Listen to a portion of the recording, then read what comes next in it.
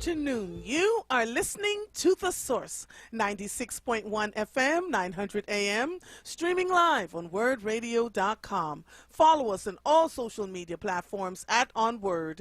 215-634-8065 is the number to call in. If you are hearing the sound of my voice or watching me on any social media stream via YouTube or Facebook, I am Andrea Lawful Sanders, and I am your host on Mondays, Tuesdays, and Thursdays from 1 to 4 p.m. So listen, it's election day. I can't tell because at 11:30 this morning at my polling station, we were like the 49th person, right? So I don't know what's going on out here. I know Charles Ellison did the Laborers Live broadcast at Warm Daddy's from 11 to 2. So maybe he'll call in and give me a brief rundown around, what's been going on out in the streets. But everywhere that I have stopped, I went to a few polling stations to find out what was going on. And imagine my horror when in one polling station, the gentleman who was manning the poll said to me, "Oh, don't worry about I tell people they don't have to worry about the ballot questions because it's not that important." And I was like, "Sir!" He jumped out of his skin. I said, "You are to tell every single person to look at those ballot questions and to vote on them." And then I got text messages from friends of mine who said there are lots of people who said they didn't know today was a primary election day. And so Dee is saying that Charles is supposed to give me a 5-minute rundown at the beginning of the show, Michael. So if he comes on at any point, let me know. So that's what's going on out there today. It's very quiet. It's a beautiful day, and I'm a little bit concerned that so many people don't know that there's a primary election even after all the conversation we've been having, or B, they just don't care. And there's something I wanted to read to you that I saw. That's not the one. That's the one. This is an article that was written by the Philadelphia Inquirer. And Michael, I'll wait for you to let me know if Charles is around anywhere who wants to come and give me a 5-minute breakdown of what's been happening since he did the Laborers Union Live conversation with Tony Staten, Ryan Boyer, himself, and Ernest Owen. I think I missed them. I think I got them all.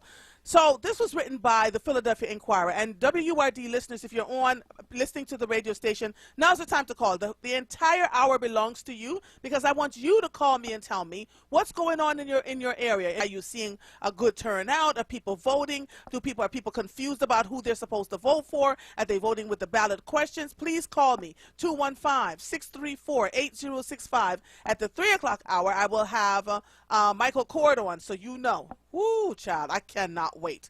So this was written by Jonathan Lay, Julia Taruso, and Ellie Rushing. and this is good. It says the voters who will choose Philadelphia's next district attorney aren't the people with the most at stake. Philadelphia's district attorney makes decisions that can change lives and policies that can change communities.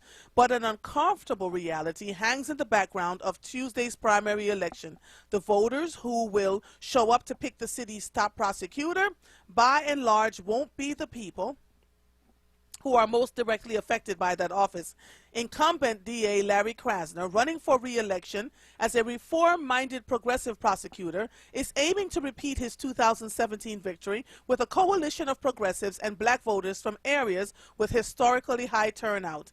His challenger, former homicide prosecutor Carlos Vega, hopes to win with largely white, police-friendly voters in Northeast Philadelphia and the Delaware River wards, bolstered by some Latino voters from neighborhoods with lower turnout.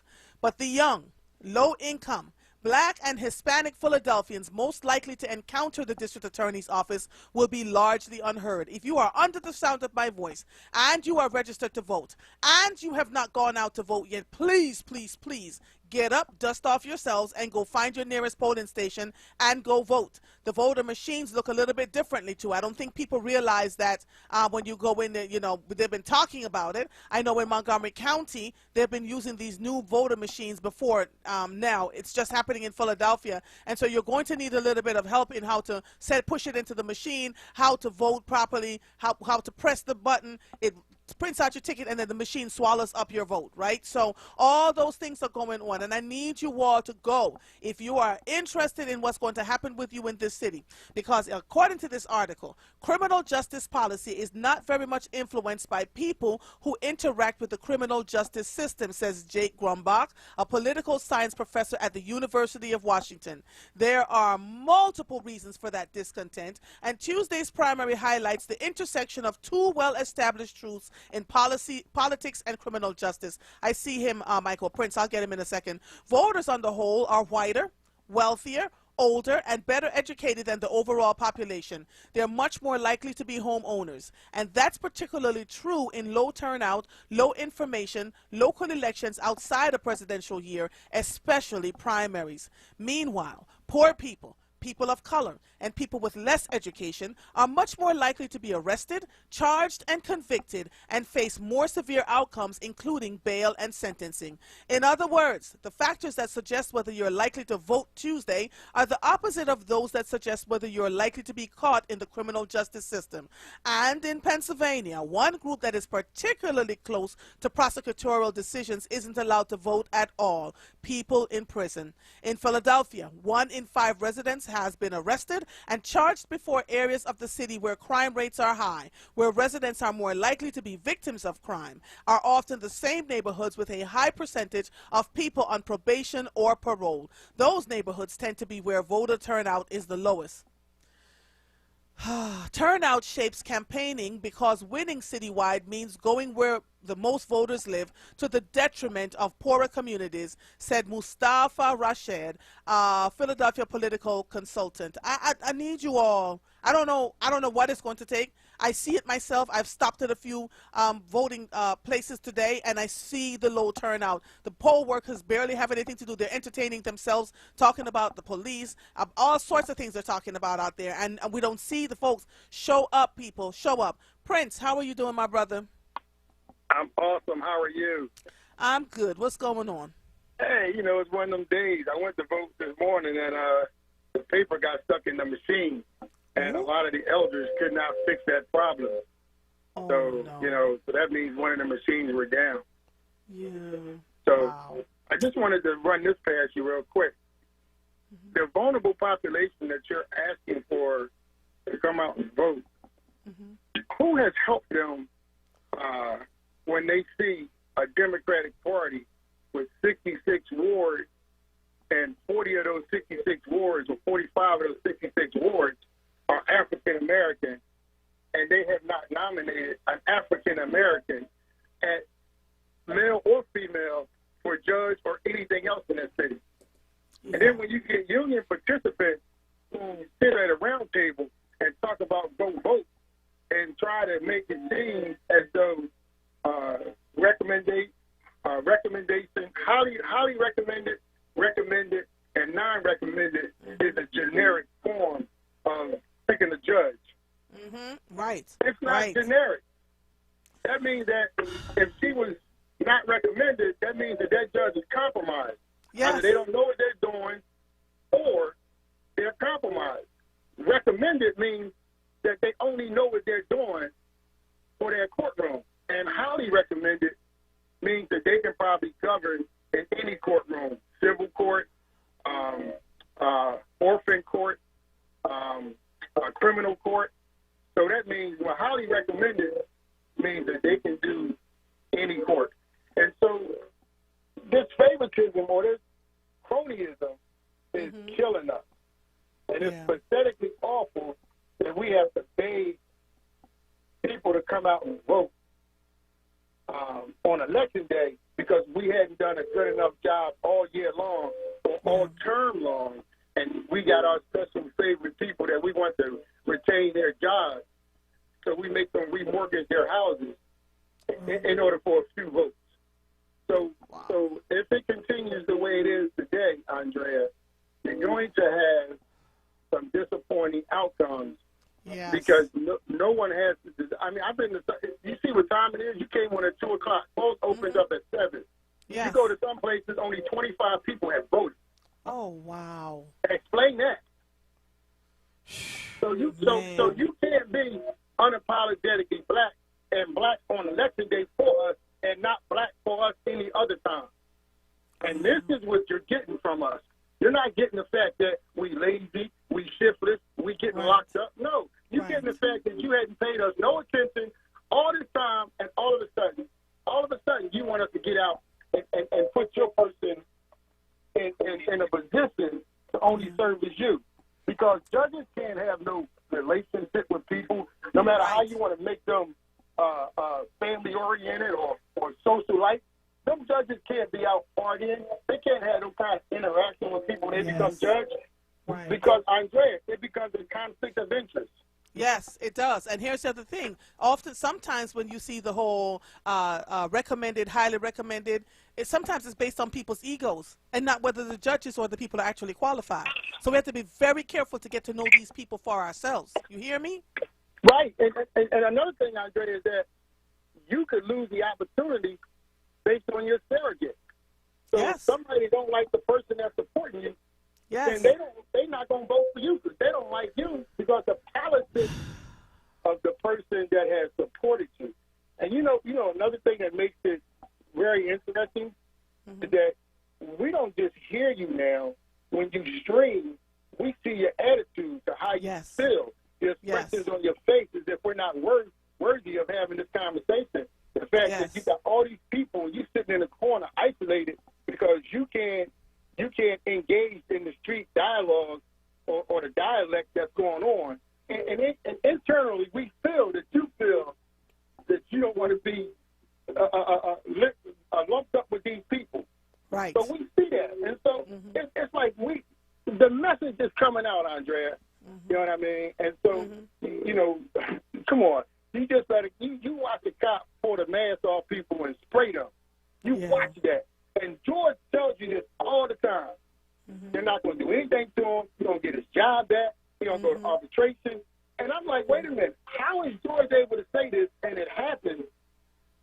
And I said, okay, well, you're right, because none of our politicians, black and white, Democratic, as part of the Democratic Party, put a judge in that will see that incident as wrong or see that incident as what it is. And so come on now, you got to stop playing with it. You can't have it both ways. Just like when I listened to your show the other day, and I felt it to be awesome because I like Miss Gray. You like Miss Gray, but she's not going to be able to represent the sheriff no more than she's going to be able to represent the police commissioner because you got a spokesperson that says that can move the vocabulary differently on that person. Doesn't take the sense off that person.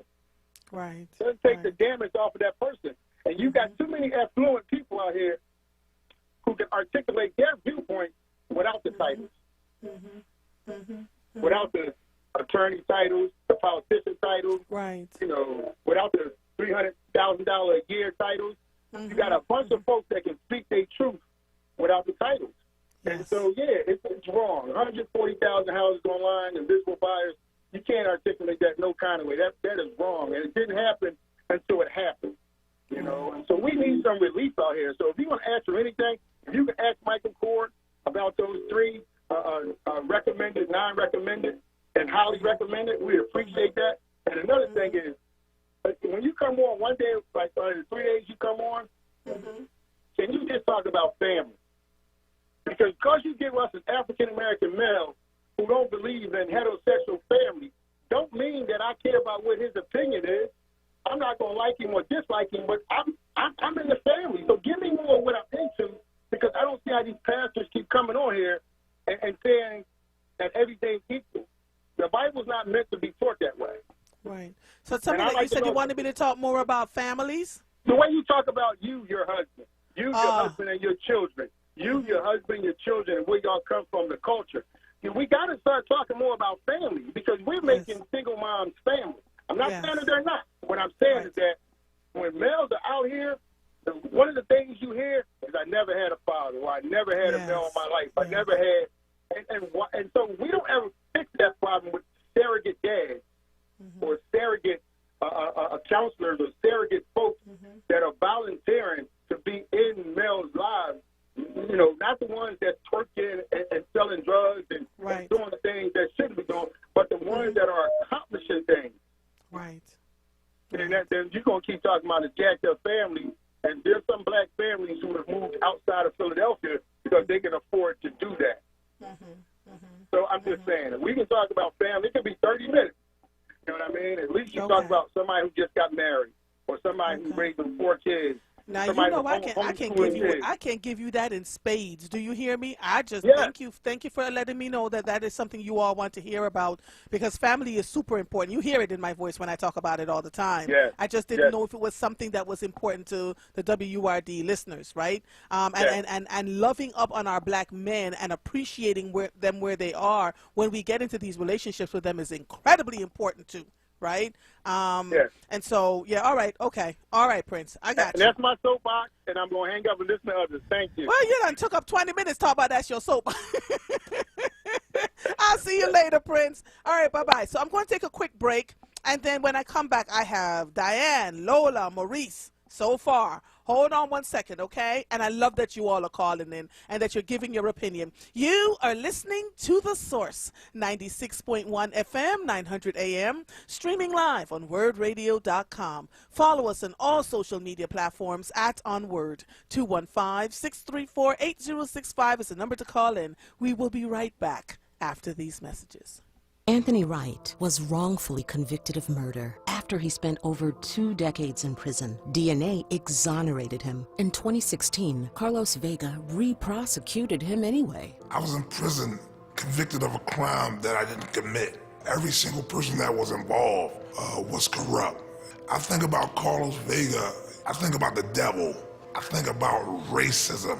Vote now. Vote Krasner for DA. Paid for by Lawrence Krasner for District Attorney. It's time to break free from whatever screen you've been glued to for the past year. Backs up to get back to all the things you love about Philly. The city is ready for you. Go to ReadySetPhilly.com to plan your triumphant return. Family Therapy Vignette Moments with Dr. Lucille Ijoy.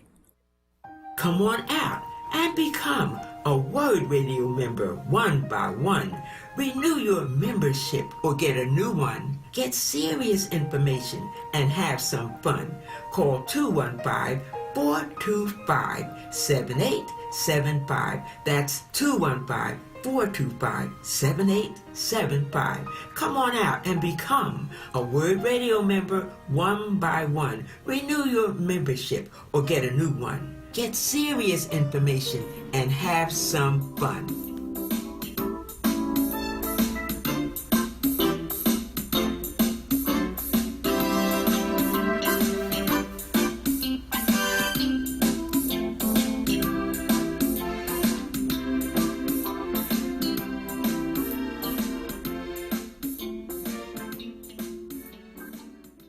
You're listening to The Source with Andrea Lawful Sanders on WURD Radio. Streaming live on WURDradio.com and the WURD Radio app.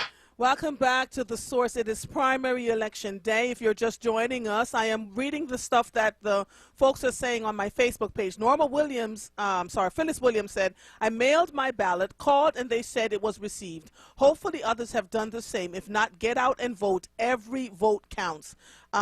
Lucy Lusan said, good afternoon. Prince is absolutely right. I am working the polls and we're only up to 34 people. I am so disgusted with our people. If no one else comes out, we should have shown up and showed out. That made me sad.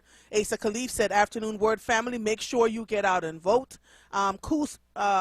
Miss Allen says, I love Mr. Prince. He's always on point and correct when it comes to the system and the politician and electric officials. He loves his people.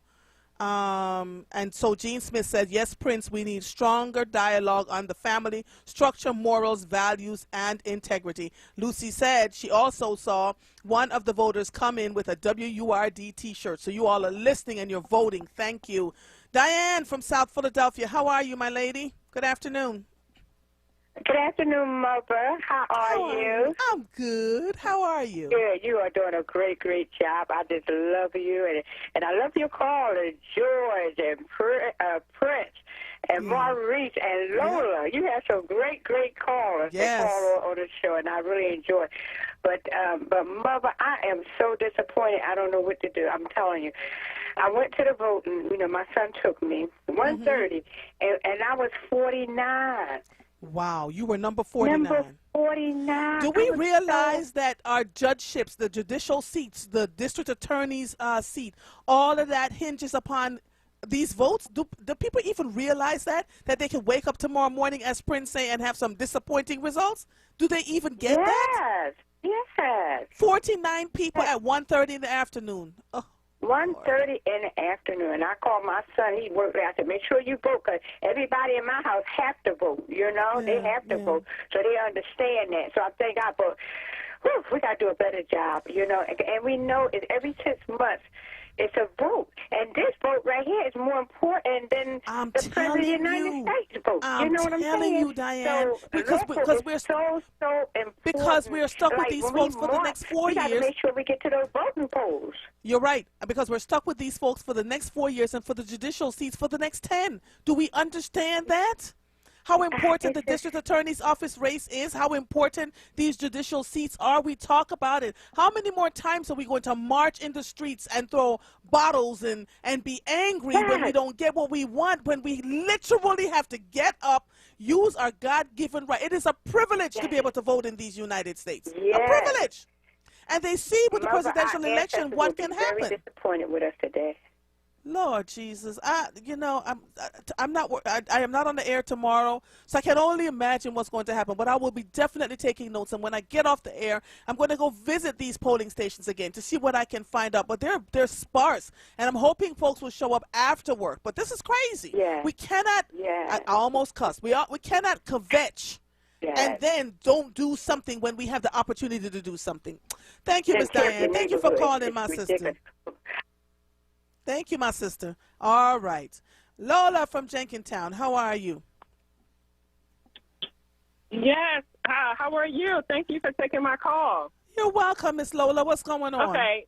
Yes, Miss Andrea. So I wanted to tell you, I got up and took my aunt. I was born and raised in Philly, and I took my aunt to vote up, and one is in Westmount area and one is in Chestnut Hill. And the turnout there was much more robust.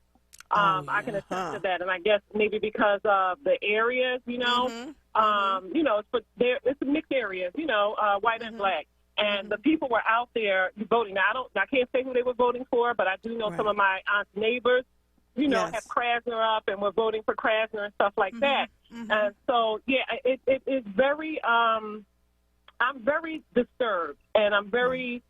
It's hurtful when you care about your people, right? Yes. It's very hurtful when people don't come out, because over the weekend, I took my aunt to do some shopping and do some different things in the city, and I saw all kinds of people out at Fairmount Park, hundreds and hundreds of people at parties, hundreds and hundreds of people at cookouts, hundreds and hundreds of people everywhere. And this is the thing, working in the system, I see who's affected by the system when you don't go out and vote. Black people, if you ever go into the criminal justice system, if you ever go into the low-level federal system, everybody there who are being sentenced, high maximum sentences, are sentenced by these judges that you didn't vote for. So when you don't vote, you're letting these people get in and deciding your future, your family's future, and everybody who is black knows someone who has been affected by the criminal justice system, even if they haven't done anything wrong. And I'm not talking about maximum or murder or something, maybe just being stopped by the police, with our black men, maybe being, hassled for jaywalking. Anybody, I don't care who you are, from the president down to the janitor, we as black people are affected by the police. So when we don't go out and vote, I'm highly upset. And I understand, I like Prince, and I wish that Prince and Maurice, I don't know how old Maurice is, but Prince sounds younger.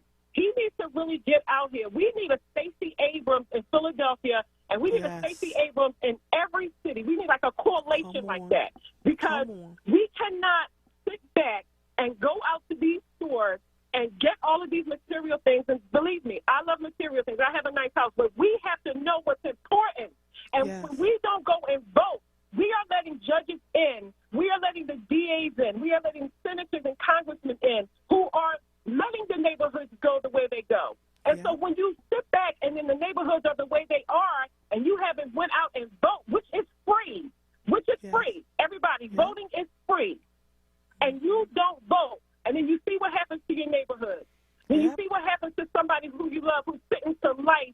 for shoplifting a bag of potato chips. Yep. Come This on is now. very Come on. disappointing, and this Yep. is very discouraging. And I am with my people, and I agree with what Prince is saying. But on the other hand, I want to give this discourse, Mother, that there is no excuse, Yep. and I'm tired of the excuses. Yep. We have to get out and vote. If you can stand in line for a pair of sneakers, if you can stand in line for a new phone, if you can stand in line for crabs, you can stand in line and go vote. Come on. And black people, you got to wake up and stop this. Because when we don't vote, we are allowing people to get in and ruin your child's life. Yeah. Everybody makes mistakes in life. So say you have a son or daughter who made a mistake. You get to judge who you didn't vote for. Instead of giving him a diversion program, he sentenced him to jail, to an adult jail for 20 years of his life. You know why? Because you and your family and your friends didn't get out and vote. And this is very upsetting, very hurtful. And so when people sit back and say, oh, they threw my brother in jail, my father, my uncle, my sister, don't cry now because you didn't go out and vote. Come on. Thank you, Miss Lola. You know what? If I could end the show with you, yeah, come on. Listen, Michael is like, yes, sis. Come on. Thank you so much, Miss Lola. Because, Mother, this is no excuse this time. I hear you. I hear We have to take account for what we are not doing, and we've got to get out here. Absolutely. Absolutely. And I get so irritated. Mother. So God bless you. God bless you, my sister. All right. Thank you so much. All right. Bye-bye. Whoo, Lola just give it all to the people. You needed to hear it, though. It is disgusting what's going on out here. Very few people have gone out to vote. Maurice, Lord. I looked down and I said, Maurice, what's going on? Let Lola know that I'm the sexy 60s, okay? I need a woman like that in my life. Get me fired up. I'm ready to go up Chestnut Hill, that area, and look for her, Jenkintown. I'm ready to look for her. But look, you know all this is done by design, right? I keep trying to tell people. Yeah, but we know it. We know this, Maurice. So if we know it's being done by design, why don't we thumb our noses and go vote? If we know that they don't want us to come out and vote, it's not. See, we're not warring against Republicans. We're warring against Democrats. I'm not mad at you. That's what the problem is. See, these so-called public officials that's their job to make sure that we go out and vote. That's their job in their districts to promote. We had one person, and that we elected. That's McKinnon. What's her name? McKinnon. She's the only one that said something for Larry Krasner. Where was all the city council that claimed that they all black? Where's all the other state reps that declared that they're all black? You ain't hear a peep from Joanne McClinton was the only one I heard that publicly. Joanna McClinton, state rep. Now, I went to the polling booth because I didn't vote yet, but I went in there. I went in there about 12:30, and I think they was up to 49. Wow. Now, listen. The reason I haven't voted yet because the young boys know I'm going to be making a circle, and I expect them all to follow me. Come on. When I go. I've been doing this for years. See, I know those. I had a host tell me, what have I done? And you know what the problem is? You know what I've done? I supported that host. Yeah. I got out of a hospital bed and went to community college to support Man Up program. I was right down the street at Hanneman, and I just had surgery and got out and went straight to the meeting. But this person going to ask me, what have I done? I went to Myers Playground, and when he started the Man Up program and got that gymnasium for him, got it approved from the people, gave him the numbers so he could have a meeting there, and he asked me, what have I done? And I'm blind. So, you know what I'm saying? When people say stuff like that to you, you got to think, guess what? I love you, brother. That's my answer. I love you. We all don't have to get along, but whatever I can do to help, I'm going to help. Right. And this is what I'm saying with this election here. The reason they want Krasner out is because of gentrification. He stopped a whole lot of houses being sold. He's giving black people a level playing field. He's not siding with black people in crime. He's just he's treating us like a white person, which we're not used to being treated. And people don't understand that. So you got all these guys in the street. They think, one young fella asked me, why isn't Obama running? Oh, dear God. You know, right there, I couldn't even say nothing to him. I just kept walking. Oh, and I said, this is the ignorance that's in the street because our so-called city council people don't talk to their constituents. They don't let them know. We should have year-round registration. Why we only do registration when it's a time for election? We should never stop registering the people. And when we have affairs and things like that, you get a discount when you show your voter registration card. Yeah, because they're doing this thing like 3 people will have a chance to win $1,000. Like, what is? Yeah, but this should go year round, not because of this election. Year round, we know that's the only weapon we got as black people to use, and it's like having a gun with no bullets. Yep. We got to get out there and handle this situation, and people are, and then you have other hosts that when they're around black people, they hide in the corner and put their head down, shuffle papers. I've watched YouTube since this morning, since 6 o'clock. Even then, I haven't seen the real push for this election. I have one guy wants to get on and brag about how we need to vote for Larry Krasner and the judges and all this, but his so-called friends that he will not criticize have not said a word about electing Larry Krasner. And guess what? You know all the city council gets a check from the FOP. It's known. It's no secret. So what is going on? Why are, as black people, I don't care what they do, why are we acting stupid? We know what time it is. You know, we should, and look, the number one thing, when they ask you for ID, a cop stop you, you know what you should do? You should pull out your voter registration card. Here's my ID, sir. You know what? He'd be so dumbfounded, he might just leave you alone. What is a black man doing for a voter registration card? I've never heard of such a thing. Think about that one, people. Thank you, You know, so I'm just saying, Prince was preaching. I was throwing money out my pocket. He was preaching so good earlier. And Miss Lola, Lord, Miss Lola. Well, you know that. I tell you, I'm already trying to find out where she live at so I can send her some flowers. But what I'm trying to say is, as black people, we got to know how to play the game. Let's stop rolling our eyes, cursing people out. And I learned from a mentor a long time ago. Don't get mad, get even. Let them make the first move. Try to survive. When you're in a car and the cops are out around you and you know, don't try to be a hero or be a dummy. Either one is the same thing. Survive so you come back and fight another day.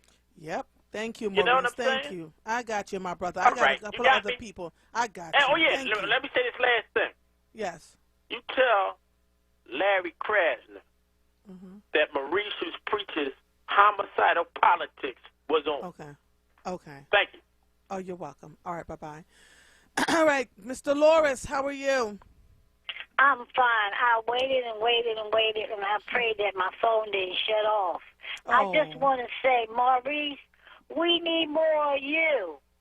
Because I am 81 years old, and I have short memory, so they say. But I didn't forget this program to keep you informed.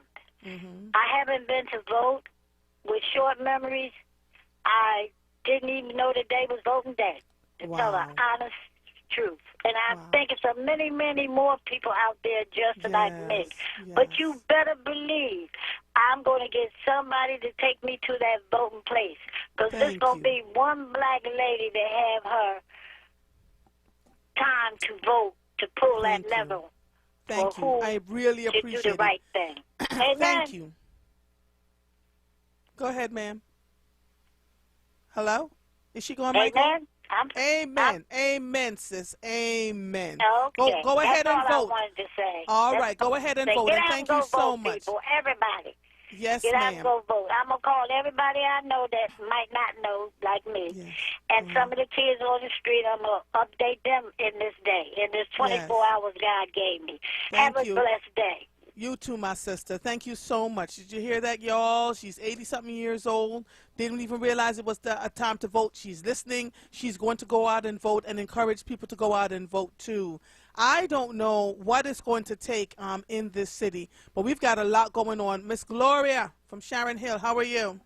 Hi, Miss Andrea. Hi, how are you? I'm fine. I really am from Philadelphia. I was born and raised in North Philadelphia. Oh, yes, ma'am. Okay, I was on the phone since Sunday calling people in Philadelphia, family and friends to vote. Yes. And I voted this morning around the corner. I live out here in Sharon Hill in Delaware County, and I was number 53 in line before 11 o'clock this morning. And the people are definitely coming. Oh, good. Oh, good. They are definitely coming. They coming. I'm glad to hear. I am so glad to hear. And that's what we want. You know, Maurice, I know Maurice is going to round them up, right? Oh, yeah, I know he will. And Miss Lola, oh, my goodness. Right, Woo! yes. He was on fire. Right. He's right, too. Right. Yes. You can stand in line for sneakers, stand in line to the cashier vote. It's not hard. Like Lady said, it's free. It don't cost nothing. Can you imagine? A right in this country. A whole right in this country. And they try Absolutely to take it. free. They try to take it from us too. But you know, because voting is power, and they know that. It is, Miss Gloria. But man, we have got to stand up and say enough is enough. And that is how when we get out to the polls and we vote. You know, there has to be another way to do it. It has to be. That's right. It has to be. I've been calling the family members and friends since Sunday, and this morning on the phone calling people too. Get out there. Come on, Philly. You can do it. Get out there. All right. Well, we're going to spend these next couple of hours just telling people to go vote because, like Prince says, we're going to have some disappointing results in the morning if folks don't get up and go vote. Go after work. Go. It's open till 8 o'clock. 8 o'clock tonight. Yes, That's yes, right. indeed. All right, Miss Gloria, thank you. You too. Thank you for calling, all right? All right, bye-bye. All right, bye-bye. I have B and George when I come back. You are listening to The Source, 96.1 FM, 900 AM, streaming live on WURDradio.com. Follow us on all social media platforms at onWURD. 215-634-8065 is a number to call in. We will be right back after these messages. Just one more step. You got it. You're doing great. This is the sound of a nationally ranked top rehabilitation hospital, home to the largest collection of robotics in the United States, where we continually exceed patient expectations, because no injury is too severe or too minor for our care. There you go. This is the sound of success. Moss Rehab. Challenge accepted.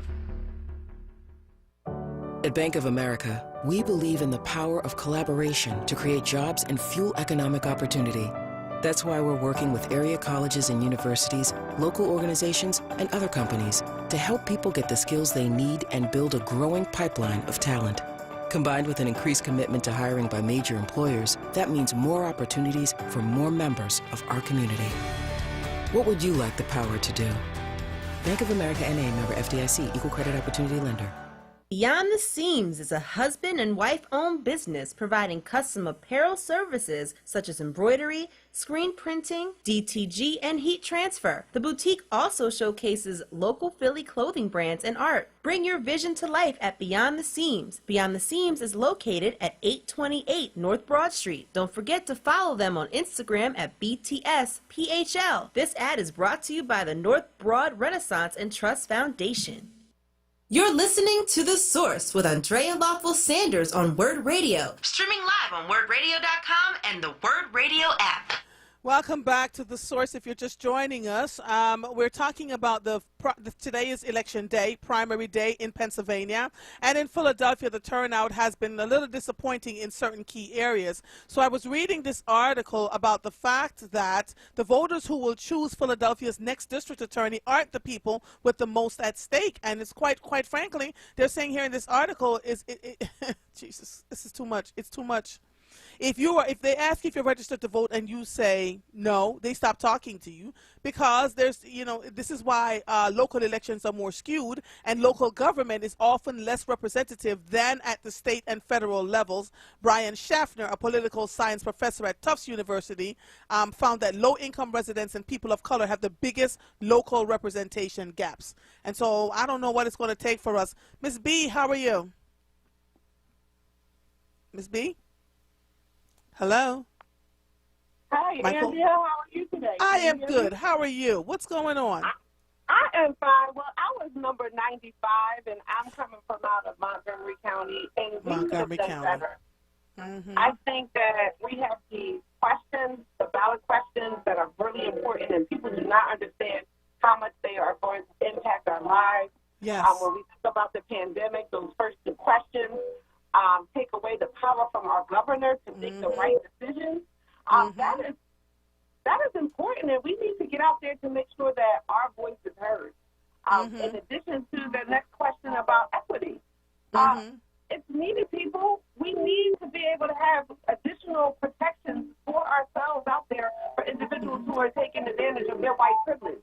And so we need to make sure that our voices are heard and that we have a seat at the table and that our rights are protected. So please get out there to vote. Yes. The last thing that I want to say in regards to our politicians is that we need to do better as community members to make sure that we have our politicians are doing what they're supposed to do. If they come out prior to elections and say that they're going to do something, we need to make sure to say, hey, why are you doing this? Right. What are we doing? Where's the checklist to say all of the things that you said you were going to do? Where is it? And how come that politicians are not using any of their budget money to take care and create programs? They get a budget every year. So why aren't they putting their money where their mouth is? Because they get money every year to run programs and they can afford it. So why we need to make sure that we get out there to force the individuals that we put into office to make sure that they do right by the money that we're giving them, which is our tax dollars. Thank you. Agreed. You're welcome, Ms. B. Thank you so much. Thank you. George, how are you? Fine, and how are you today? Hanging in there. Well, I mean, I don't know why. I don't even know why you're upset or even have a headache or disappointed or stressed out. For what? Why? It's not like you didn't know what the outcome would be. The problem is that they were saying about somebody at the table, you don't have anybody at the table and you won't have anybody at the table. You know why? Until you clean house, get rid of some of them lousy state reps you got, them state senators you got, and definitely the 17 council people, 10 of them got to go. I mean, you completely be sold out. I mean, this is what kissing up gets you. This is what kissing up gets you, being nice, kissing them, praising them, worshiping them. If you see how bad they talk about how stupid you are, especially you kiss up, they talk about you worse than anybody. You know? But Andre, I'm saying this here. They talked about it, but McNesby was about it. He paid who he had to pay. He did what he had to do. Now, Krasner still got a shot if one or two people go to these people that's been bought off and say, look, I don't care what you did. You better try to get these people out to vote. Yes. And then all of a sudden you'll see it go up. But the question is that person going to do that? I doubt it. And see, George. So, George, that's my thought, right? Because I'm saying to myself, usually when there's an election for the presidential election, I think I heard just about every city council person. There's an election coming up. Everybody had ads on WURD radio and everywhere else. They were doing interviews about the election. This district attorney's race, when we're talking about how impacted black and brown people are with this district attorney's race and what's going on with the judges, I have very few people. Joanna McClinton, I hear all the time on here talking about, doing an advertisement. But where's the rest of them, George? Where the hell are they? And where they at, they doing what they were told, okay? They were doing what they were told, plain and simple as that. Stay out of this. You have nothing to do with this. This is not your fight. Mind your business, okay? Whose food you eat is whose song you sing. Look at those nice, big, crispy, beautiful checks that they get, okay? Look at all that funding they get. I mean, it's real simple. It's real easy. Black folks, at least the one thing they can do is vote, and they don't do that. White folks put money out and vote. Black folks don't put no money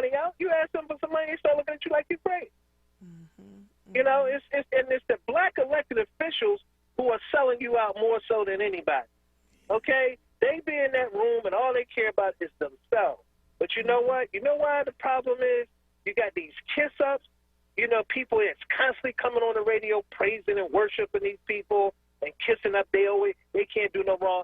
Listen, they get paid to do their job. You don't have to thank them, worship them, or anything. That's the worst thing you do. And when you and Andrea, you know what they do because you've been in the room. They laugh at their constituents and look at them as fools because they don't ask for anything. But you know, George, in the era of Zoom meetings, the constituents are recording them. You know that, right? It don't mean anything, though. The constituents are recording them and sharing the things that they're saying. Oh, it means something. No, it's all going to they're show up in a saying the minute. right It's just They're saying the amazing right to thing. me, though, that we're here, and Andrea, all because people's egos voting and rules. pettiness. And how do we serve the people of this city when we They're can't not get trying to past serve our them. own feelings? They're not trying to serve them. Don't you understand this city? It ain't about all that what's right and what's wrong. Right and wrong is a matter of an opinion. And if you don't have somebody to go to somebody for you, you're not going to get anything. That's just the way it is. You can try to change it. Now, Joanne McClinton, I got to hand it to her because they're going to punish her. She's the only one that really stood up for Larry, and they're going to punish her. She's going to be punished. She's going to be put in her place. They're going to sit her down. They're going to say, now, look, we told you to do this, and you decided to do that. Now, see if you get anything from that, because we're not going to give you anything on this. And it's not only that, they're going to freeze her out up there in Harrisburg, with a bunch of sellouts up there. So all the blacks up there in a little sellout club. They keep coming back to the city, putting it on the Republicans. If you don't understand how this game is played, I mean, you lost. They play you as a fool because you keep putting them back in office. They keep coming back telling you. You ever notice state reps and state senators can't shut up? They just got to talk because they're not allowed to talk in Harrisburg. Republicans don't let them talk. So when they come back, they got to run their mouth, talk for hours, and you don't even know what they're talking about. But you watch. One thing I must say, Andrea, in the year and a half you've been here, you're better than some of them that's been around 10 years. Because at least you had the conviction in the heart to look out for your people. The other ones, all they want to do is get in the room where they can just rub them on their head or pat them on the back and say, you know what, you're one of us, you're okay. And they're happy with that. I heard John Street say this one time, and I'm going to go. He say, the people that are with you, no matter what you do, what you say, they're going to be with you. You got to always find a way to take care of some of the ones who dislike you and fight you, because then that way then you got smooth sailing. And that's true. People who kiss up, they don't get nothing. They give everything to the people who keep their foot on their neck and beating them down. You ever notice them little old ladies when they go to meetings, they raising all that hell, they get everything. The people who walking out the door and kissing up to them and praising them, you ain't going to get nothing. You're going to get talked about. As soon as they get in the car, man, fool holding on me, got all that stinking perfume and oils and all that. Man, if you had any idea how bad they talk about you kiss uppers, always praising these elected officials, you got to be out your mind. Thank you, George. But you I watch, appreciate your McNesby call. paid, he getting his money's worth. I must say that there. He's definitely getting his money's worth. He got All right, these, thank you, George. Thank you, honey. I appreciate your calling in, okay? Oh, my gosh. Oh, my gosh. There's so much going on in this city. So much going on. And you know what makes it so bad? The people who are qualified and should run for these political seats just don't want to be bothered. They're so disgusted. So then that makes them part of the problem too, right? Because they just don't want to be a part of this corruption. It's too much. It is way too much. So I am looking at this. Jesus, this is so crazy. It's too much. It is just too much. Although the candidates have largely spent time campaigning where registered voters live, often removed from high crime or incarceration rates, their pitches are all about people touched by both. Vega has campaigned in the heart of Kensington, promising frustrated residents he would increase prosecution of crimes Krasner has de-emphasized. The neighborhood is ground zero for the city's drug trade. This is the article from the Philadelphia Inquirer that I'm reading again. Krasner has held campaign events with black men wrongfully convicted of murder. His core coalition, though, includes progressive white voters who live in neighborhoods largely unaffected by crime. That alliance has historical precedence, said Jessica Traunstein, a political scientist at the University of California, Merced, who studies political representation in big cities. Lower-income people of color are able to get their best chance at representation when there's a progressive white wing that allies with their group, she says. They just don't have a lot of political power, and so their best chance is when they're allied with some wing of a white progressivism, and it's a terrible statement about structural racism and structural inequality. Most of Vega's support is likely to come from white communities in South and Northeast Philadelphia. Asteria Vives, a housing activist in Fairhill, said a challenge in her North Philadelphia neighborhood is educating people about the DA's office. How we get people engaged is by actually having some type of workshop to better understand the voting system, to better understand the responsibilities of these leaders, she said. Some people point the finger in one direction without understanding the responsibilities of others. And, you know, this is, it just makes you want to throw your hands up and go, I don't want any part of it. And when you have a heart for people, you just, the stench of it. I've sat in spaces when I've just watched, even before COVID happened, I would walk into a space and I'd see political people sitting there and they're running around, you know, kissing everybody's cheek, and especially during election time. And as soon as election is over, you don't see them again, or they pretend like they don't see their constituents. And I make sure I do not go out of my way to talk to any of them. You should talk to everybody in the room that you come into. You know, not because it's some name you recognize or somebody who could cause an issue for you. Where are the core values? And I keep saying this. Where are the core values that we need to look for in people? It is not enough that they know how to smile and shuck and jive and you know, at election time. What are they doing to create and solve the issues? What are the policies that they're putting in place? How is what they're doing affecting the lives of the people that they're supposed to serve? Come on, folks. Come on. We got to do better. And because they know you're not coming out to vote, because they know that they're low turnouts, they're sitting pretty as all get out. This is why I need my young people to show up. This radio station, I get a lot of calls from the elderly, you know, 70 years old, 65 years old, 80 years old. We need more of the young people engaged in this process so that we can get some movement going, because I'm telling you, this is crazy. You are listening to The Source, 96.1 FM, 900 AM, streaming live on WURDradio.com. Follow us on all social media platforms at onWURD. 215-634-8065 is the number to call in. We will be right back after these messages. It's election season, citizens, which means it's your chance to decide on the next DA and City Controller of Philadelphia, and for state and local judges. If that's not enough, here's one more reason to cast your ballot by mail or in person on May 18th. The Philadelphia Citizen will award 3 residents $1,000 each just for voting in the primary this spring through its municipal election voter lottery. All you have to do to qualify is vote. That's right. It really does pay to vote in Philadelphia this year. For more information, go to thephiladelphiacitizen.org. Want the latest in Word swag? Check out the shop tab on WURDradio.com. Hoodies, tees, and more in a variety of colors. The shop tab on WURDradio.com. Show the world that you're all about black. Talk media. Lifting every voice till earth and heaven ring. This is Word Radio. 96.1 FM and 900 AM WURD Philadelphia. Black Talk Media.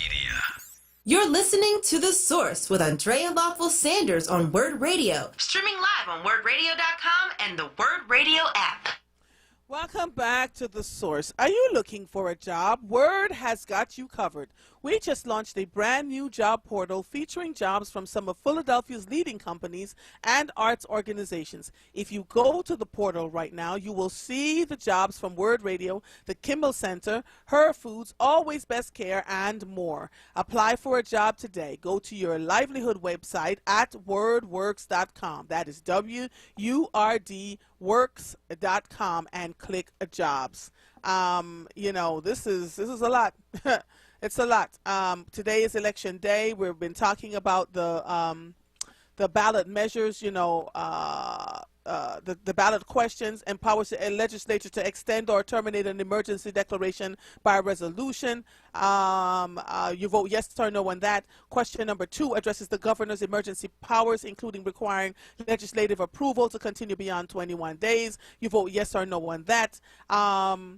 Question number 3 prohibits denial or abridgment of rights on account of an individual's race or ethnicity. You vote yes or no on that. Question number 4 was L&I in Philadelphia.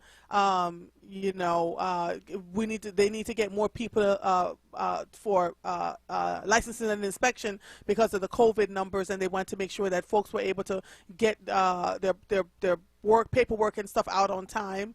And it's just, you know, and when I walked into the voting booth this morning, gentleman says to me, well, you know, I just tell people they don't have to worry about the ballot questions, just, you know, vote. And I know he probably thought I am crazy, but I was like, you can't do this. If you are working the polls, you are to encourage people to talk about the ballot questions, because this could, thank God for Montgomery County and Bucks and the other counties who may pull this up, where the residents are more likely to come out and vote, right? There are elections going on all across the state of Pennsylvania, and in Philadelphia, you know, we tend to drop the ball unless it's a presidential election. You know, you're sitting here talking, for those of you who are listening to me and you have young people, you know, 20s, 30s, 40s, in your homes, please encourage them to go out and vote. Explain to them what is at stake here, because I have to agree with George. Whoever is putting the money behind Carlos Vega, not to say that Larry Krasner didn't have a whole lot behind him either, because he had a ton of money behind him too. This is a dog-eat-dog fight, and we need to get ourselves together around it. Michael, let me know when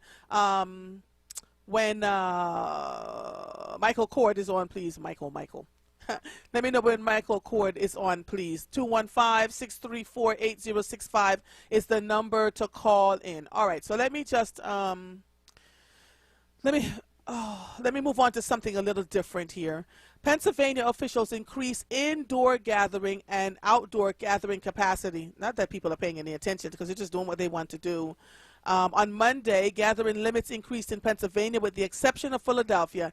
Indoor capacity event was boosted to 50%, and outdoor events can be held at 75% capacity. On Memorial Day, Monday, May 31st, all COVID-related restrictions will lift in Pennsylvania, allowing retail, salons, bars, and restaurants to operate at full capacity. Tanya Stevens says, good afternoon. I was cursed out at my polling place by one of the senior workers. Tell us what happened, Tanya, please. I need some more details there. In Philadelphia, June 11th marks the day all safer-at-home restrictions will be lifted except for mask wearing. Across the state, getting back to work is top of mind for both companies and employees. Local companies are now searching for the right fit to return staff to the workforce. They're giving staff members a chance to come in on Monday, Wednesday, Friday, or Tuesday, Thursday, says Ryan Rosenbaum, Executive Director of the Montgomery County Chamber of Commerce. Some are just going completely virtual. We have a lot of office space right now, which is vacant.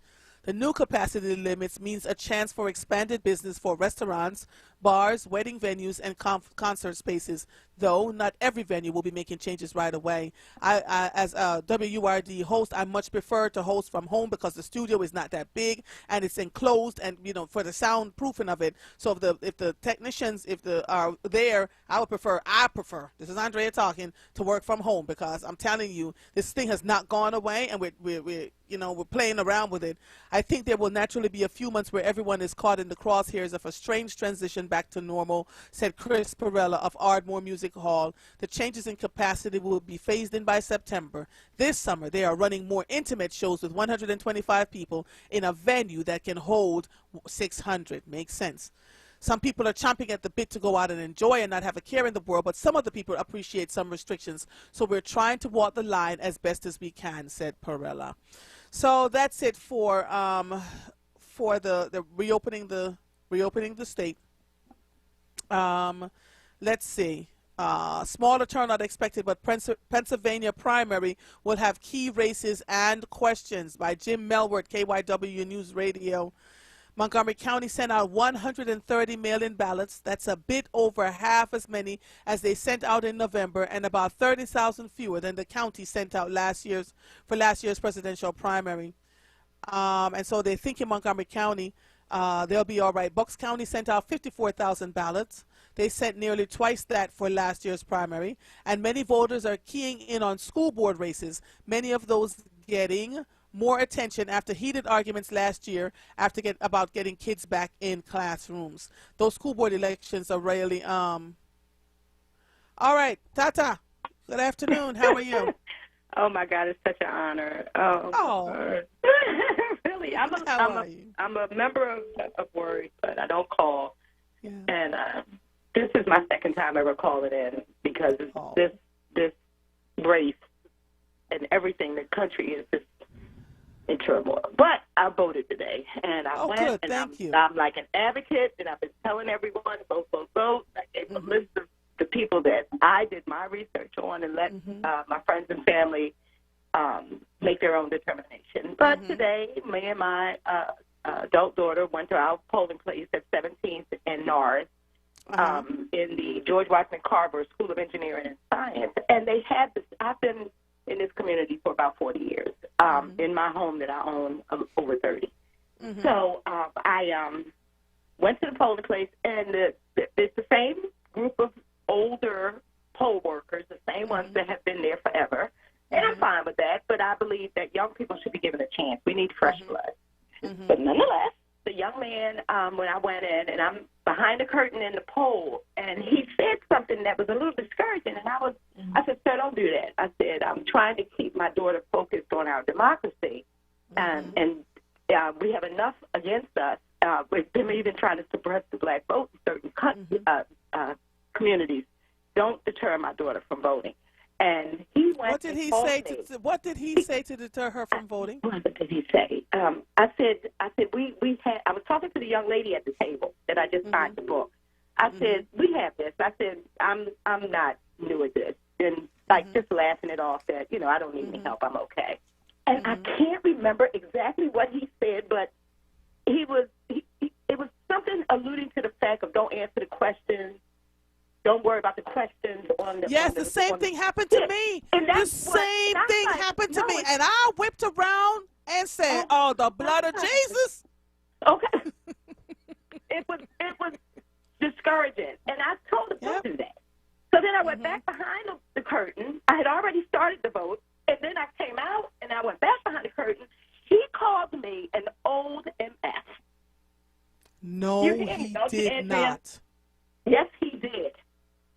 No one defended me. All of those queens and kings, no one said anything. My daughter was speechless. She didn't say anything. I went in. I just lost it. He continued to call me profanity. I said, never mind. I'm not going to go there. I'm just going to call Omar. When I leave here, I pulled my mask down. I said, you remember this thing? I said, because I'm in here at even the most trivial elections. I said, I'm in here all the time, and your name is what? He said, Rodney. I said, thank you. Put my mask back up, finished voting, left there, called Omar's office and spoke with a gentleman by the name of Muhammad. I know that they're inundated and overwhelmed, but my own children don't use language. I don't use language. Like, what the? I couldn't believe it. At the George Washington Carver School of Engineering and Science. 1700 Norris Street, 9:30 a.m. this morning. Hadn't had breakfast, hadn't had coffee. First thing on my mind, let's go. Yeah. And I have never encountered any level of disrespect like that ever. Oh, wow. And I'm appalled at it. And I have called every office or anyone associated with the voting process. I called City's 311. I called the DA office has been investigating. Now I feel threatened. He has my address. He has my address. All my information is in the book. I'm a regular. I feel like my life is threatened. I'm a senior citizen. I live alone.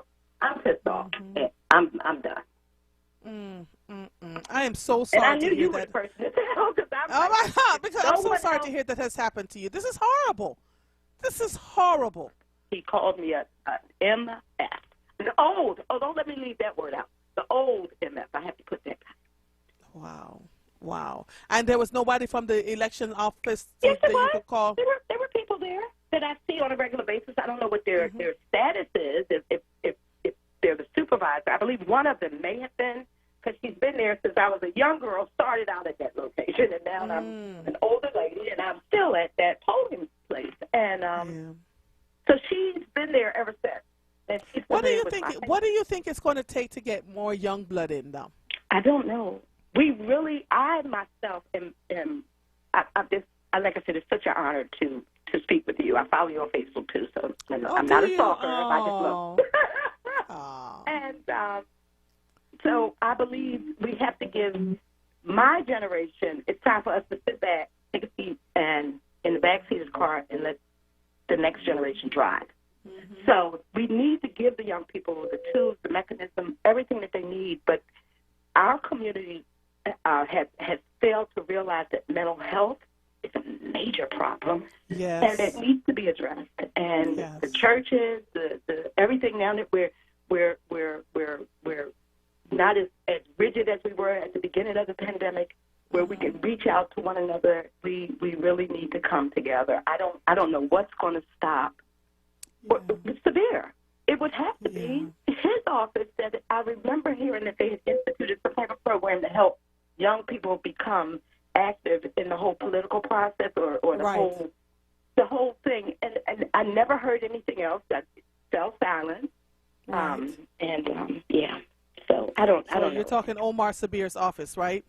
Because he is the commissioner right now. One of correct? the commissioners, yes, he is. Yeah. Mm-hmm. Yeah. Mm-hmm. So he's the most visual for me via WURD. So right. That's all I know, and that was the first person that I had called his office. There is Lisa Desfi and Al Schmitz too. So I'm going to they're the three commissioners for the election. So yes, I'm so sorry that happened to you. And I know you will continue to go out and vote each and every election, but we need to have this addressed, though. We do. We absolutely right. I need to have it addressed. Because if he did it to me, and I have a big mouth. I'm going to talk to anyone that'll listen to me to try to prevent this from happening again. Did he do it before? I mean, for everyone to just say, Rodney, sit down, you're giving me a headache, that's not the response. Right. Disrespecting a queen. Right. Queen. Agreed.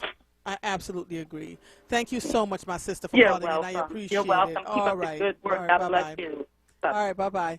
So listen, Michael Cord is stuck in federal court. On a Zoom.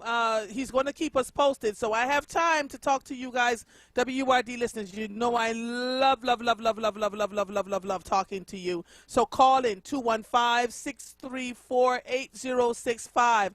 I think you better call Tyrone.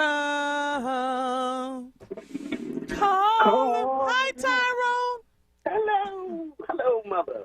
Mother Earth, how are you? You know, Tyrone, can I tell you this? I feel a little dejected today. I'm just going to be really honest with you. We spend so much time trying to encourage people, talking about what is good and right for our citizenry.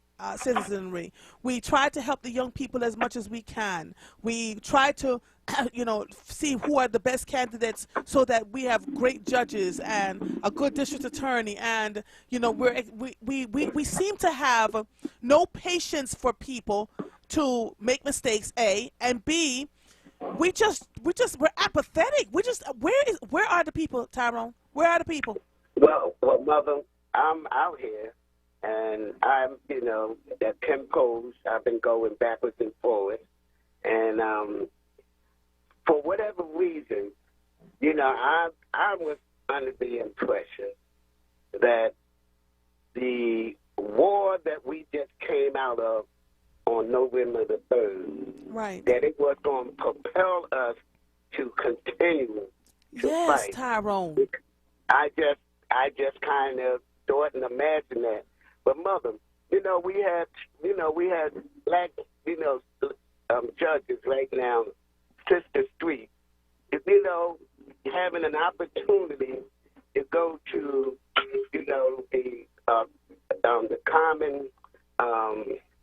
the Commonwealth Court. That's Sierra Street. That's Sierra Street, right? Yeah. And folks don't understand the significance of trying to get not only a black person, but a black woman to this court. There are, I think, 14 or 15 judges right now, and it's only, one person of color. And And we're trying to get people to understand in order to get folks on the Pennsylvania court, Philadelphia has to turn out because the other folks are not going to put our folks in there. So it's very important, ladies and gentlemen, for our people to come out and participate in this process. They got to come out. I voted, me, my wife, and my grandbaby. Yes. And we was only number 14. What and time? It was at 12 o'clock. 12. Yeah. 11:30, 12 o'clock. And see, we get what we don't expect. See what I'm saying? As Prince would say, we we can't get what we just don't expect. Well, I think people got to understand that this is a process, man. It's like Brother Charles Ellison always keeps saying, this is not a sprint, man. This is a marathon. We got to participate because it's going to be hell over high water if those Republicans become dominant enough that when they're working on it, Tyrone. They're working on it. They're working on it, right? Yeah. And Mother, can I just say to my brother George, who said that, that I used to be a piranha. I'm still the same Tyrone. But the difference, Brother George, and me now and before, I used to try to be the savior. But now I'm trying to get people to save themselves. Yes. It's about right now, we can't, you, George, me, and all of the other folks who are out here all the time doing all the work can't continue to do all the work and let other folks just sit down and reap the benefit of everything that we do. Yes. But still, if we don't get enough folks to participate, the process becomes hell. And that's how we live. And we're living through hell because folks won't participate in the process.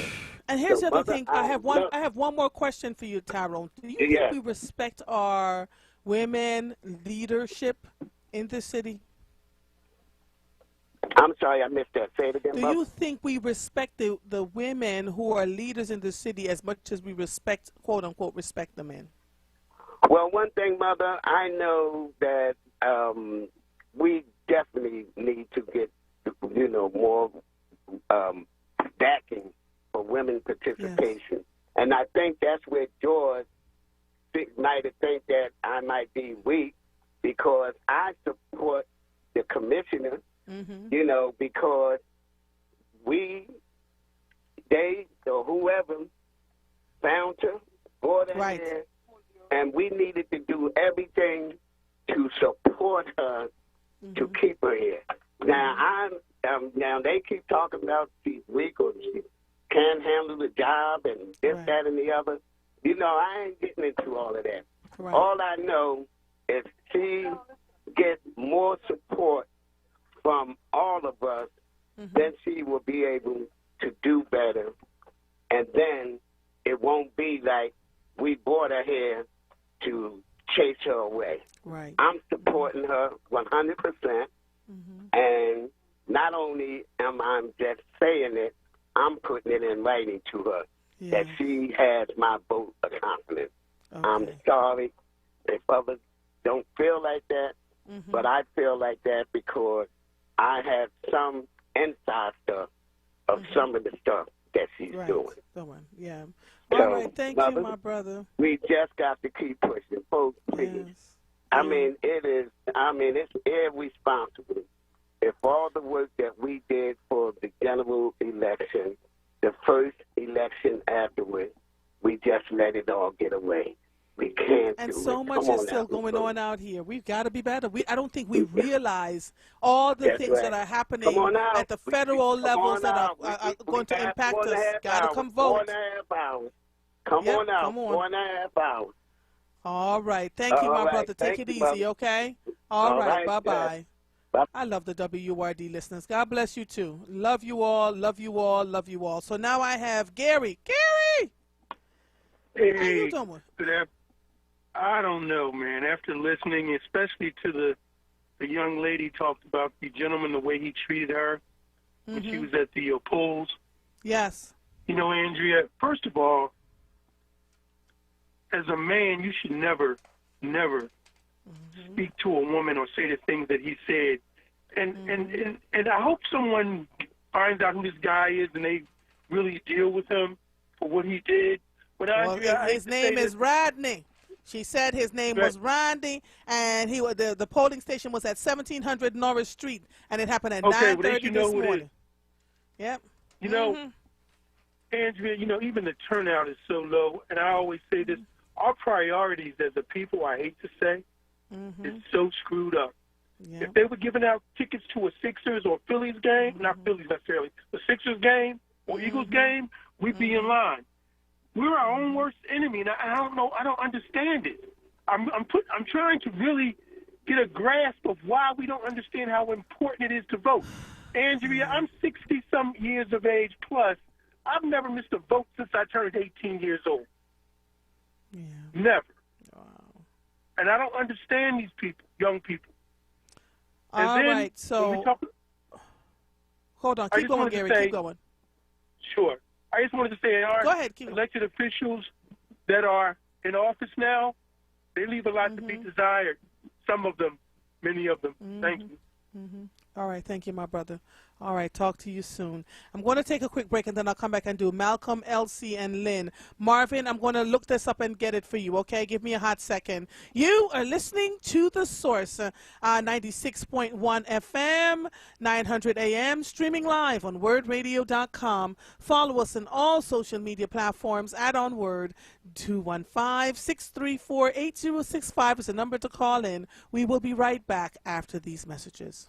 Philadelphia, it's State Representative Joanna McClinton. The stakes in this year's district attorney's race couldn't be higher. For decades, the DA's office devastated black communities through brutal punishment while never holding police accountable. DA Larry Krasner has changed that in just 3 short years, while his opponent spent 35 years relentlessly pushing the policies that destroyed our communities. We cannot let him take us back. We have everything to lose. We must keep moving forward. Vote now, vote early, vote Krasner for DA on May the 18th. Paid for by Krasner for DA.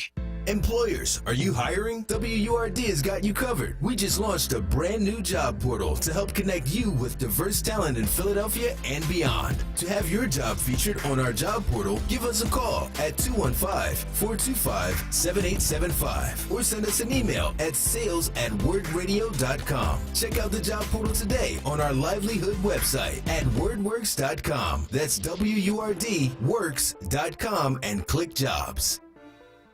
In Philadelphia, everyone is reading this year's free library One Book, One Philadelphia featured selection, The Tradition.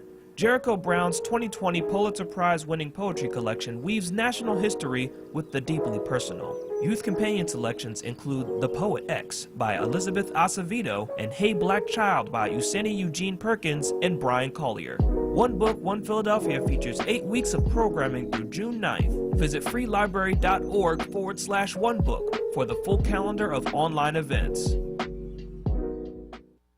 You're listening to The Source with Andrea Lawful Sanders on WURD Radio. Streaming live on WURDradio.com and the WURD Radio app. Welcome back to The Source. Malcolm from Mount Airy, how are you? Hey, mother. Hey. Yeah, I'm seeing, let's see, I was voter, 89. Yes, Malcolm, I'll take 89. Yeah, I was voter 89, and sadly, I'm seeing a lot of Vega, like posters around in this up in this area. I don't know how people I can't know how people are actually voting, but of course I voted for Krasner. Malcolm, can you imagine if this district attorney's race is settled in on 1,500 votes total? Can you imagine? Yeah. Wow. I just know that we can't afford to go backwards. We cannot go backwards. And I agree with what Gary said earlier, that our priorities are twisted around. You know, but I see people in this area rushing around everywhere else except the voting booth, to be honest. Yes. You know, so I don't know. It's not over yet. I don't want to feel too down about it. Yeah. I mean, I want to try to stay positive because it's not over until after 8 o'clock. You're right. So we'll see. So right. You know, we'll see what happens. You know, so Mother, I just hope you can kind of think positive because I'm hearing you. I'm hearing it in your voice. Because we work we work tirelessly, right? We read the ballot questions. We tell people what's at stake. Yes. We had a district attorney debate here. We had the judges on here. We did everything except tap dance naked. That was it. Yeah. Right? We did everything to get people to come out and vote. I read those ballot questions. I took my time in the booth. Yes. And I did my own research and looked, and took my time.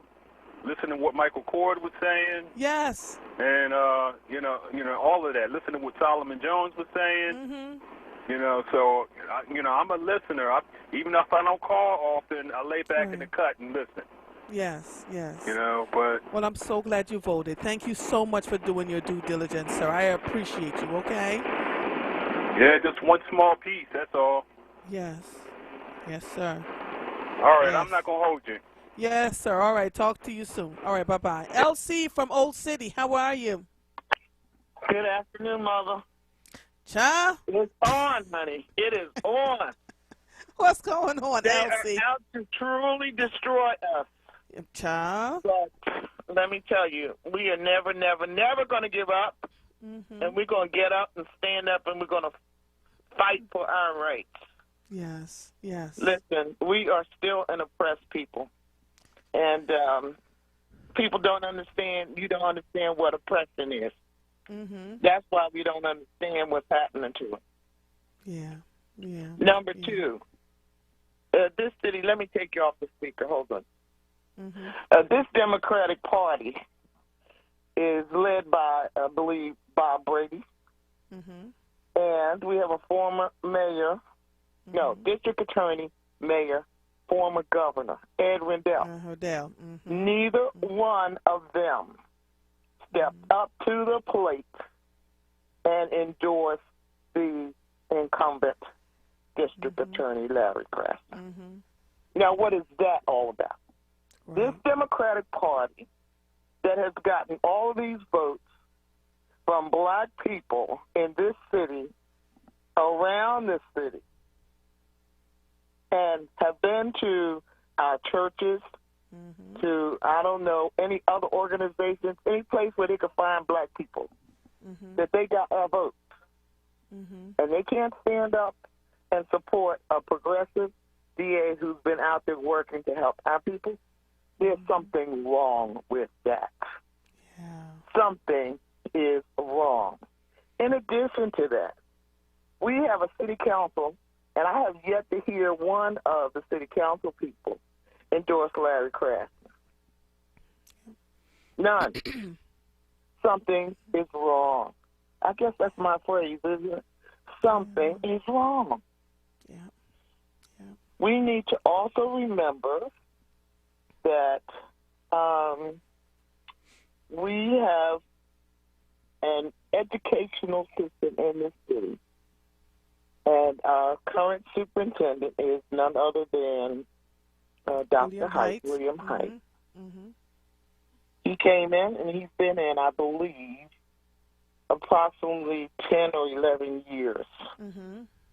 And there is a program that comes on with Brother Shamari, and they call it No More 0%. Mother, Mama Gail, and her husband, Brother Horace. Yes, Mama Gail, yep. Okay, all right. So now they've been speaking about the fact that there's something wrong in this educational system. No more 0%. So they haven't made any percentage progress. And we want to know what's wrong? We don't have educated people, enough educated people to step up to the plate and be counted. So our children aren't learning it in school. They're not getting it home. Look at how many of our parents are teen parents. Right. They didn't get any education from, while they were in school, and they certainly aren't giving any to their children. So this is a couple of 3 generations, I guess, now, that we've been going through this neglect. I call it benign neglect. Mm-hmm. And that's not by accident. That is intentional. Mm-hmm. If the people aren't educated, if we're not giving them the education, house by house and block by block, why are we expecting to get different results? Yeah. We've been programmed to believe we don't need to do anything other than when the presidential election comes. Yeah. Now, I'm an activist. I get that information out, and I let people know, no, we vote twice a year. I don't even like to say every 6 months. We vote twice a year. It depends on whether or not there's a presidential election. So there would be a few, a difference in the number of months in between. But one thing for sure, we have a primary and we have a general election every single year. A couple of years ago, we didn't have any black judges on that ballot. I know. Okay? Now, you think that was an accident? Oh, no, it was not. I don't believe it was. That's my opinion. I can't prove it. Right. That's my personal opinion. And I want to know, why is it that we don't hear people stepping up to the plate about it? How about stepping up to the plate about the 499 murders of our people in this city? And to date, I believe we have 192. And I'm still trying to get some people to step up and say, we're working on it. We're out there face to face. Are they getting the funds that they need? Are they providing the help that they need? Have they really come and taken care of this gun situation? We are overwhelmed. We're inundated with guns. And what do we say? And it feels purposeful. We're going to kill somebody. Yeah, yeah. They're looking for a body to kill. Yep. They're not looking for a body to have a friendship and be able to help somebody. We got to change this. Yeah. It has to be done. My sister, I've done the best I could with the help that I can. Yes. I just don't have the health and the energy at that level anymore. But I'm doing the best that I can.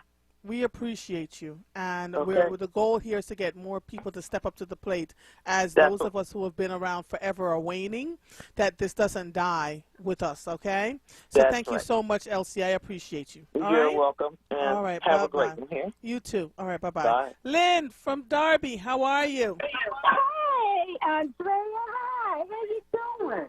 I'm good. How are you? I'm good. I just have such a strong faith in my God, and because He has brought me through so much. So all this negativity, and I even was crying on that Facebook about my daughter as soon as we got in there. She said, Mom, who to vote for this? Who to vote? And I told her all this stuff at home, but it went in one ear and out the other. So I was just telling her out loud, And one lady did say something, y'all got to be quiet or whatever. But I just kept on because other people were listening too, and I hope I helped them out. Ha, ha, ha. Right. But anywho, my daughter had something heavy on her mind, and she's young. So when I got her in the car, I laid her out. But before we left, she started conversing with the young people around there, the poll workers in Darby, and they were encouraging her how she had to get involved and please join us next election, because this is your future. Now, she listened to them, but she didn't listen to me. Yeah, because you can't be a prophet in your own backyard, Lynn. Remember that. I said, Andrea, I said, whatever works, whatever works.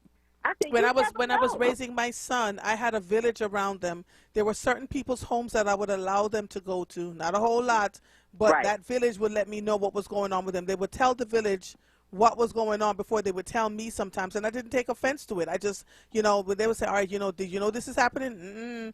All right, let me see how we can figure that out, right? So it's a lot. But she's as long as she has ears to hear and she's hearing the good stuff, I say you've done your job, Lynn. You've done your job. And she's a good young young lady. She works 2 part-time jobs and she works the temple part-time. Yes. It's just that when stuff gets to her, it gets to her. And I have to realize she's only human. But we did vote, and then we went throughout the neighborhood and said, hey, so you better get around there and vote. Yes. Hey, you better get around there and vote.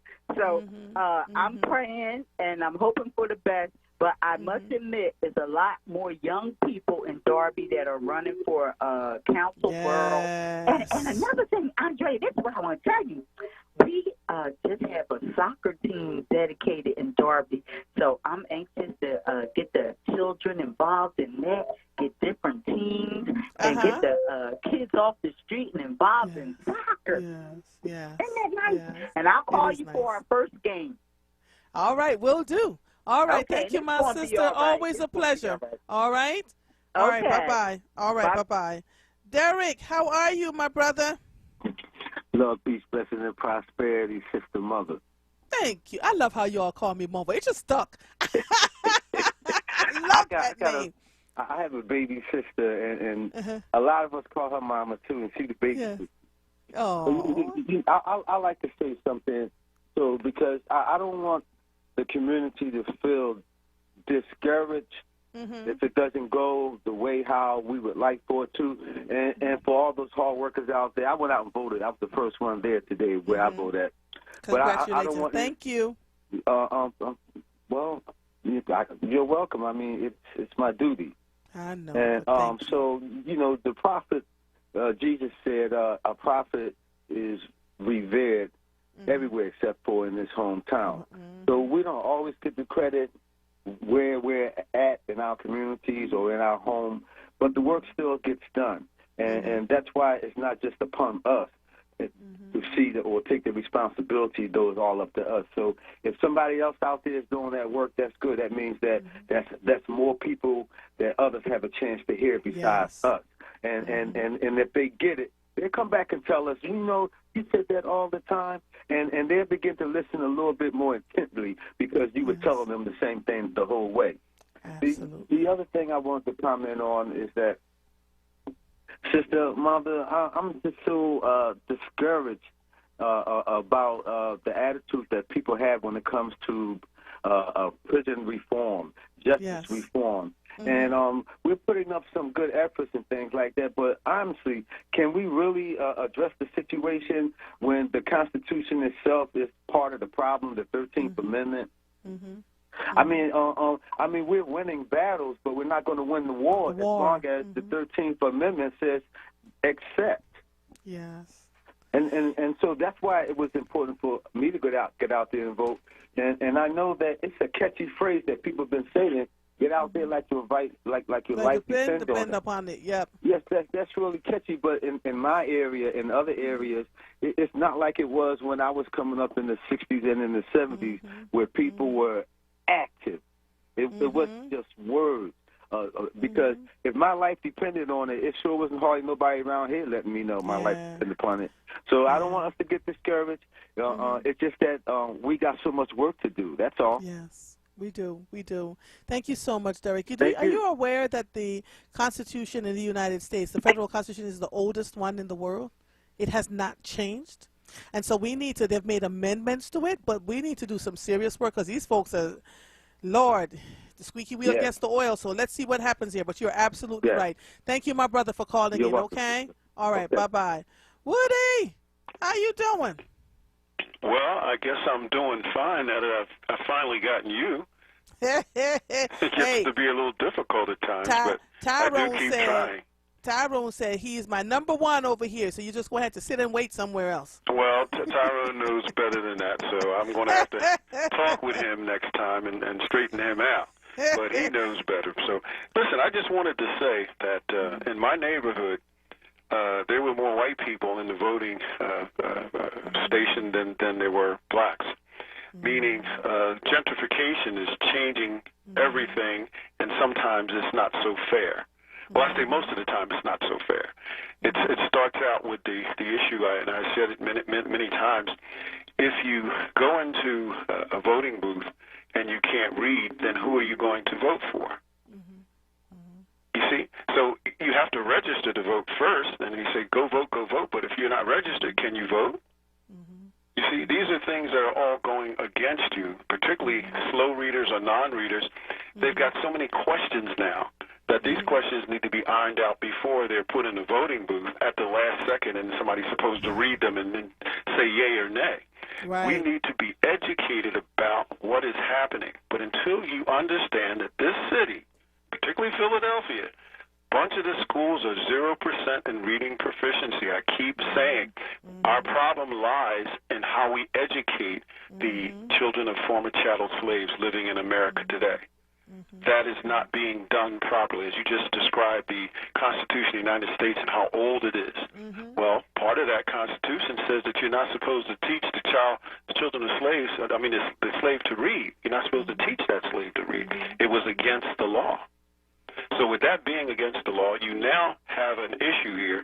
Is it still structured around not teaching the slave? Well, I talked to Mr. Krasman, and he shared with me that his school was a school that got more money from the city.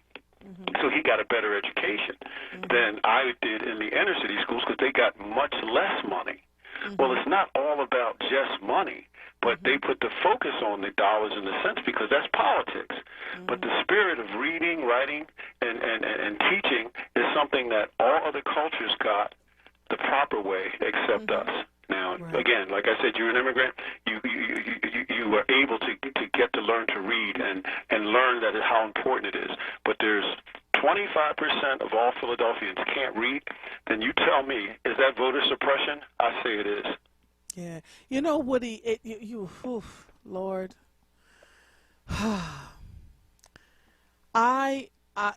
Jamaica is a small island and is considered a third world country. I love it. And I've never been there, but through you, I love Jamaica. And let me tell you, I was reading fluently at the age of 3. Listen to me. Fluently. Could spell anything at the age of 6. Was taught to be a critical thinker before I could tie my shoelaces. Do you understand what I'm saying to you? Learned core values through community and my parents, and tried to teach it to the children whose lives I've been impacting over the years, and to my own children, and to even the folks that are around me, even right here on the radio station, through my own actions, you know? That's why people call you mother, and they love you so much, because, see, the children of the former chattel slaves, 400 years of chattel slavery, it takes a lot out of a person. That's why I told you about that office. They got one for immigrants. They got one for the LGBT. That office needs to be there so that we can identify just how damaged and mentally shook up and through the blood and everything else that we are as a result of that kind of treatment for 400 years. All right, so Woody, don't hang up. Hold on for a second, because I had a conversation, a Zoom conversation with immigrants last week with Nadira Branch, and you know what that has meant. And because of you, I signed up and became a part of that conversation. Hold on one second. I'll be right back. Okay, hold on.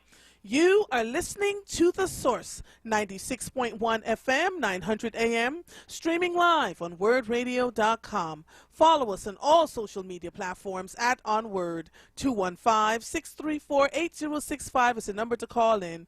If you are hearing the sound of my voice, I am Andrea Lawful Sanders, and we will be right back after these messages.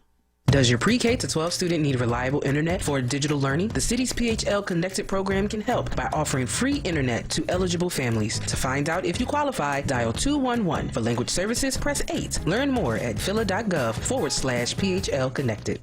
Tired of doom scrolling? Discover a new way to social distance with Philadelphia's own Curtis Institute of Music. This spring, Curtis presents more than 24 free virtual concerts. From virtuosic solos to premieres of new orchestra music, the Curtis Institute cultivates world-class artists right here in Philly. Explore thrilling performances delivered straight to your inbox. See, hear, and feel the power of world-class performances by a new generation of musical legends. Join www.curtis.edu/performances. Olaniyan Adefume's goal is to assist families and students that are tired of the destructive input by the coronavirus. If you are interested in a math tutor, Olaniyan is offering small, reasonably priced classes that will focus on the PSSA test. The students will have lessons, tests, homework, and a textbook to keep with PSSA exercises and explanations. Knowledge is power. Call Olaniyan Adefume 215-678-3830 for pricing information and location. You're listening to The Source with Andrea Lawful Sanders on WURD Radio. Streaming live on WURDradio.com and the WURD Radio app. Welcome back to The Source. If you're just joining us, we have spent the last 2 hours talking about the primaries and the election. And my caller on the line now is Woody. And, you know, Woody has given me a lot of food for thought in terms of being an immigrant here, living in these United States. And I'm describing to him a conversation that I had last week with an immigrant from Cote d'Ivoire, from Nigeria, myself, and somewhere else. And it just got to be really interesting because what we describe as immigrants coming from Michael Court is hilarious. He's texting me. He's trying to get out of court. But it's all right, my brother. We'll get to each other to have this dialogue probably on Thursday. We'll figure it out.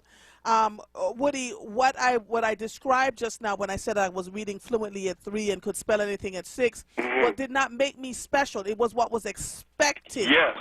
Right? And it's the lack of expectations that I am finding. And I learned that raising 2 boys here. I had to step in the necks of teachers who are like, yeah, no, because they'll say things like, you know, research has shown and data has shown that little black boys are not as smart as little black girls. I don't care where you got that from, but they build that into the minds and souls of our children. Do you know why you have that? You have that because you're free. Yes. See, freedom is everything. And that's what I love about listening to you and talking about where you come from. That freedom is in you. 400 years.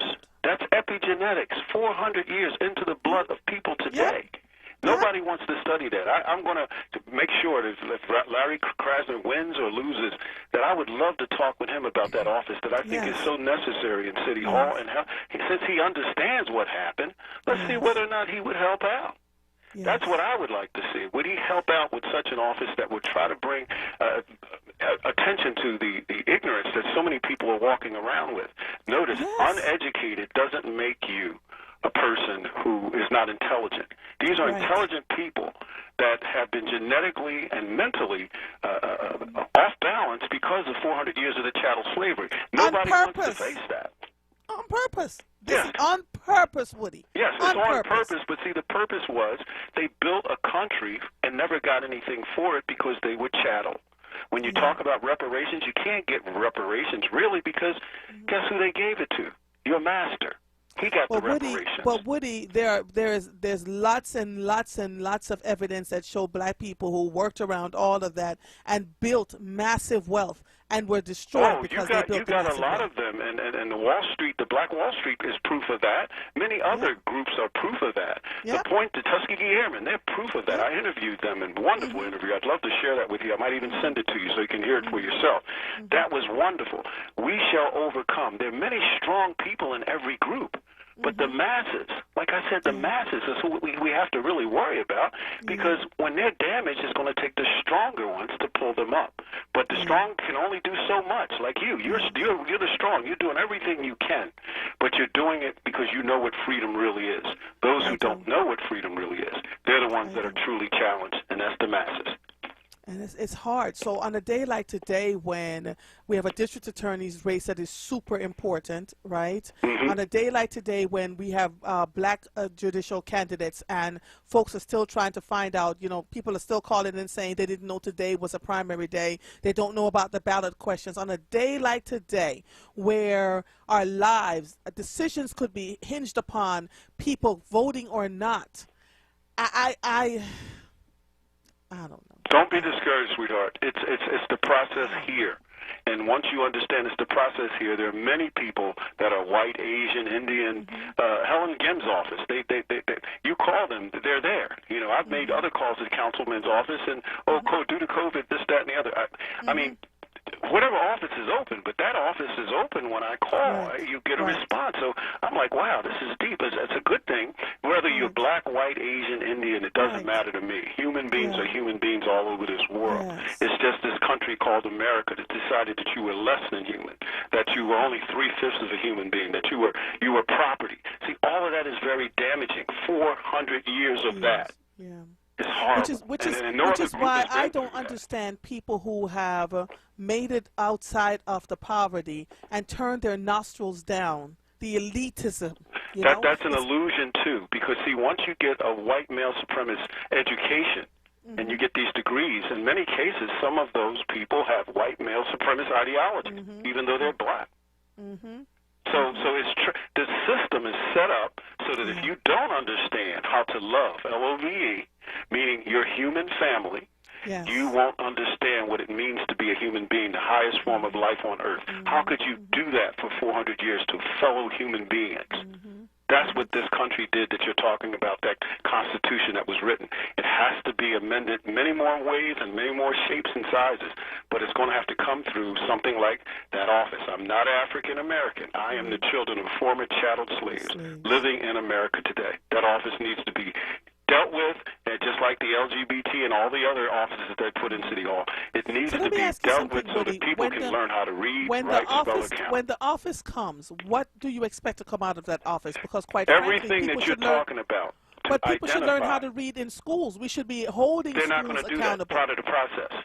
See, to keep the inner city kids ignorant, and that's why you're asking me this question, because you're an immigrant. You don't understand that this process started all those years ago, and it's still going on today. You're a slave if you can't read. Slavery is still going on. They'll use you for prisons. They'll use you for this, that. They'll experiment on you.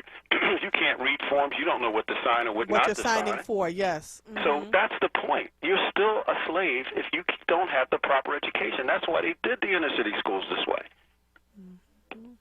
And I love telling you this, but I don't love making you feel bad. I just want you to know that an office like that would identify this to other immigrants like yourself around the world so that we can show that the human race is one, not more than that. And all human beings need to be treated properly because it's the highest form of life on earth, being human. Yeah. Did you go out and vote today, Woody? I did that before I came here. Okay. That's how I told you. There's more white people in there than was black. Black. And that's why I told you gentrification is moving as we speak. All these things you're talking about has to do with gentrification. The city of Philadelphia, in my area, is just might as well say gone. There's only 3 or 4 people in my blocks left. But I'm not just talking about my block. Blocks and blocks. Please read Philadelphia Row Home Magazine. I wrote in it this month. GoHomePhilly.com, page 83. I'm writing about gentrification. Yeah, okay. Okay? Philly.com, page 83. Yes, ma'am. This is...